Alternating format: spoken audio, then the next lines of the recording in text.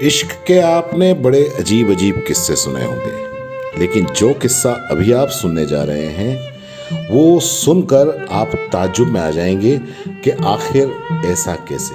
ये अजब प्रेम की गजब कहानी है। इस कहानी के अंदर युवक को युवती से प्यार हो जाता है, लेकिन हालात कुछ ऐसे होते हैं कि ये युवक न तो पुरुष रह पाता है और न ही महिला।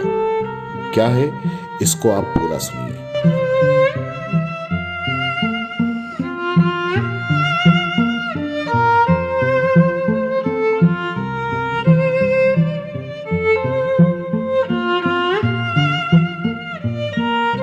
एक युवक ने अपनी प्रेमिका के साथ रहने के लिए जेंडर चेंज करवाने का फैसला किया।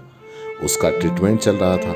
माता पिता के समझाने के बाद उसका ट्रीटमेंट बीच में ही रोकना पड़ा। इस कारण उसके शरीर में लड़के और लड़की दोनों के हार्मोन अब मौजूद हैं। 32 साल का युवक घर में इकलौता बेटा है। उसके पिता क्लास 1 ऑफिसर की पोस्ट से रिटायर्ड है। वो दिल्ली की मल्टीनेशनल कंपनी में जॉब करता है। वहां उसे अपनी कलीग से प्यार हो गया और उसने जेंडर चेंज करवाने का फैसला किया। ये फैसला उसने क्यों किया, आपको आगे कहानी में पता चलेगा। पहले स्टेप में उसके बॉडी के हार्मोनल चेंज आए।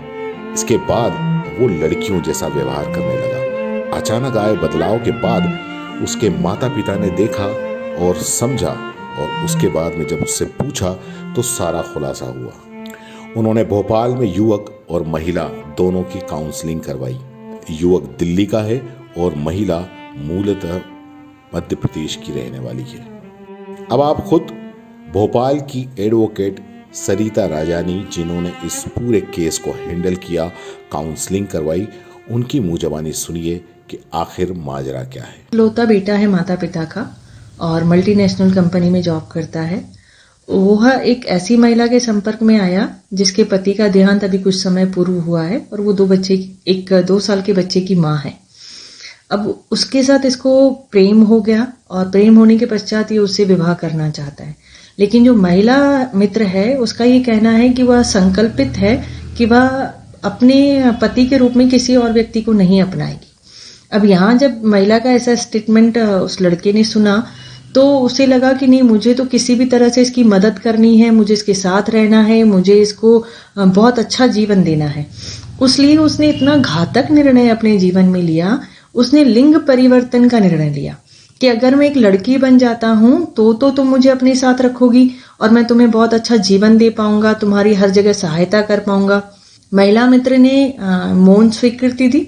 उस संबंध में इसने बिना किसी को बताए, बिना किसी से बातचीत किए हुए डॉक्टर के पास जाके वो ट्रीटमेंट स्टार्ट कर दिया।